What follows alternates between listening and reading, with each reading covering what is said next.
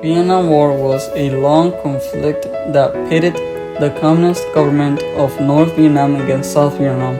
The conflict was intensified by the ongoing Cold War between the United States and the Soviet Union. More than 3 million people were killed.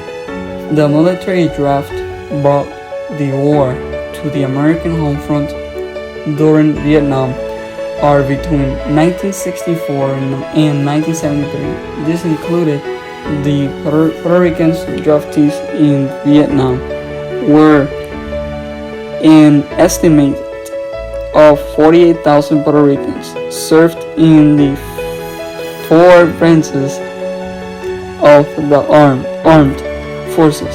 My grandfather was one of the Puerto Rican draftees to serve the Vietnam War at the age of 18. My name is Vidal Morales. I was living in Puerto Rico when I was drafted into the Vietnam War on February 6, 1968 in the Army branch. This experience was very difficult for me because I had to leave my family without being able to refuse to go to war. I learned a lot, and in training they showed us video of the war. In the video we saw how the enemy was building traps to capture American soldiers and the way they were getting killed. At 18 years old, I was really scared. It was an experience I will never forget. With the luck of not having to serve directly in combat, my grandfather learned a lot from his experiences when he served the army. During this time after the war, he returned to Puerto Rico, to his homeland, where his father was saving the money he sent to help his family during his time in the war. My grandfather's father saved the money for him to be able to use it to pay for his education. The Vietnam War gave him the opportunity to learn English and pay his education to become an English teacher. Today, he is a veteran and a retired English teacher, enjoying the company of his family.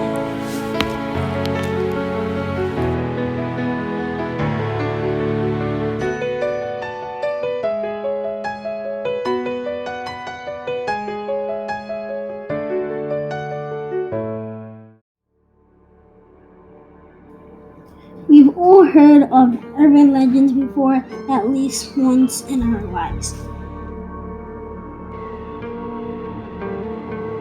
But how does it affect the beliefs of people now?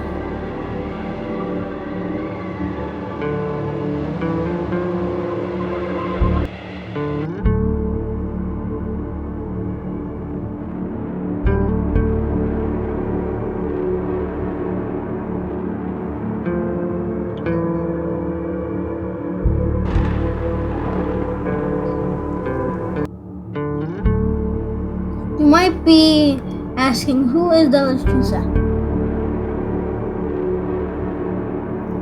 The Lechusa is a legend of a woman who wanted power since she did not have any control in her life. So, since she wanted power, all she did was make a deal with the devil to have power and rule above other people. But the devil wanted her to get souls of children in return. And so the legend of the Lechusa was heard through Mexico all the way to Texas. It was mostly about her being able to shapeshift. By day she was a woman, by night she was an owl. She could manifest as a hybrid of both an owl and a woman. She would lure children all the way out to the woods just to take them away from their parents. There are different versions of this story. Many say that the story originally was said and made in the early 1800s But my mother and many others from my family believe that it was made during the times of the Mayans, due to this picture of a woman that looks more like a Mayan than someone from the 1800s. But my mother believes that this story and this legend was created for parents to know that they should keep their kids safe and locked away from strangers and or animals. And so that gives me reason to believe that the way that legends shape the minds of parents and people now is by scaring them into kind of being more protective and more close to their kids. And that is the conclusion of this documentary. Thank you for watching, and yeah, that's it.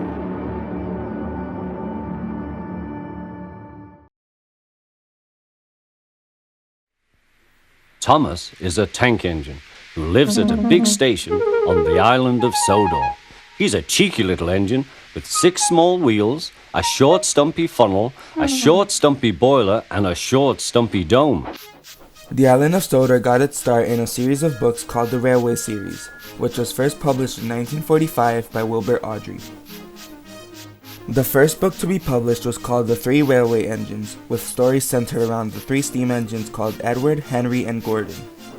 A year later, stories about Thomas the Tank Engine were published, and he became the most popular character from the Railway Series books. In 1979, Britt Allcroft found out about these stories and thought that they could work well on television, so she decided to get in contact with Wilbur and talked about buying the rights to adapt his stories for television. After Wilbur agreed, she gathered the funds she needed, and by 1981, she managed to get a team of people to start the production of the show. The show finally aired on October 9th, 1984, and became a big success, leading to many toys and events being created.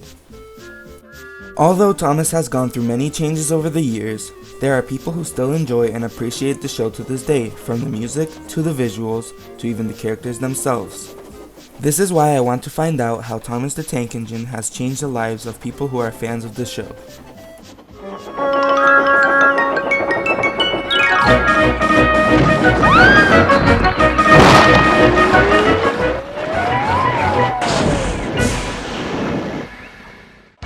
How were you first introduced to the show? I first was introduced to the show through Shining Time Station, which used to air on PBS in the 90s. I remember being captivated by Thomas segments from a very young age. I had to be 1 or 2 after that. I ended up getting the standalone Thomas VHS tapes, and it grew from there. I was first introduced via a Best of Thomas DVD I got for my 3rd birthday in 2004. It absolutely hooked me immediately, and it only snowballed from there. I actually watched that DVD so much that it just flat out stopped working after a while, and I had to get a new one. Who is your favorite character and why? My favorite character has to be either Sir Handel or Oliver. I always loved Oliver's episodes, such as Oliver Owns Up, Toad Stands By, and, of course, Escape. Sir Handel was always just such a fun character. I love his constant attitude and belief he's the best even when he isn't. It makes for some great stories. Pretending you're as good as me. Actually, I'm better. Goodbye. My favorite character is an ever-changing thing, but if I had to pick one, it's probably most consistently James. His look in seasons 3 to 5 is so undeniably different and eye-catching. Plus, his vain and ill-tempered personality is always a treat in stuff like Old Iron and Time for Trouble. Edward is impossible, he grumbled to the others. He clanks about like a lot of old iron, and he is so slow, he makes us wait. Thomas and Percy were indignant. Old iron? Slow? Why, Edward could beat you in a race any day. Really, said James. I should like to see him do it. What is your favorite season of the show and why?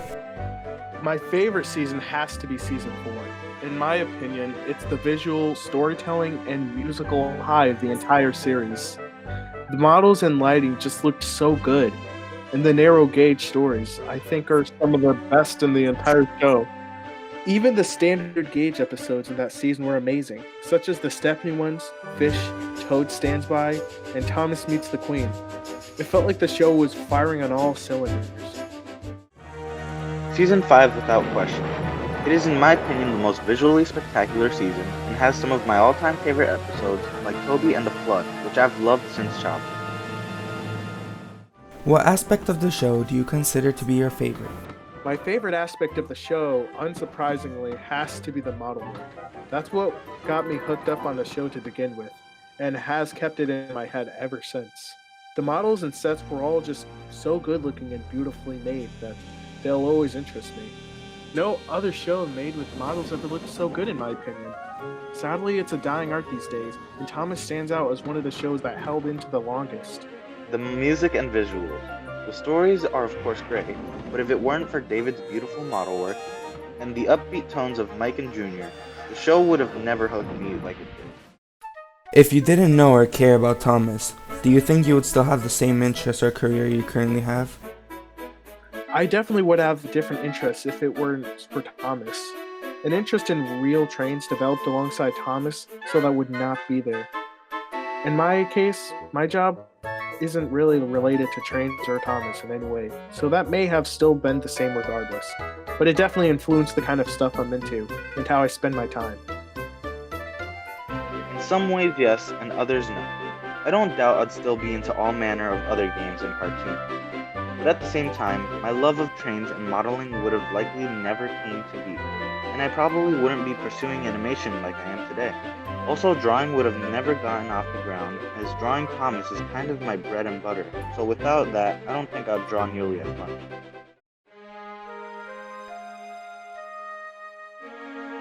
I'd say there are some people I'd be friends with today, even without Thomas, but many others I met through Thomas and would not have known otherwise. Probably over half the people I talk to regularly are people I met through Thomas in some way, shape, or form, so it definitely introduced me to a lot of different people that I'm glad to know. It's a relatively small community. It's always interesting coming across someone else with an interest in it. It's certainly not common outside websites like Twitter. It's great we have a place where we can all talk and connect. Definitely not. Most of my friends from school would be the same, but apart from all that, my friends here who I've met up with, I would have never met without Thomas, and I'm very grateful for that opportunity. What is the biggest reason for Thomas sticking with you to this day? The biggest reason Thomas sticks with me today is a mix between the model work, which I have always been endlessly fascinated by, and the fact it was written by someone who generally had a passion for trains and understood them. It'd be easy for someone in a boardroom to come up with some preschool shows about trains who have no idea about trains and just see them as something kids are interested in. What made Thomas great is that it was written by someone who did it because of their passion for trains, someone who got it and wanted to make it as true to life as possible. That combined with the awesome model work of the show, which is endlessly fascinating, is why Thomas will always stick with me. The visuals and music of seasons 1 through 5 in this community. CGI is fun, but it never really got me the same way the classics did, and there's a reason I always default to those. And even then, I definitely wouldn't collect or still be as active with Thomas if I wasn't in the community. I would have likely kept it as a niche side thing, which I rarely talk about, but now it's a cornerstone of who I am and my creative prowess. In conclusion, Thomas has changed the lives of many people. The passion that was put into the show has led many fans to become inspired by it in some way, bringing many new hobbies and opportunities to them, such as animation, and even the chance to restore some of the original props from the show itself. And even though many people may think of Thomas as a show for little kids, the fans still appreciate all the passion and effort that went into it.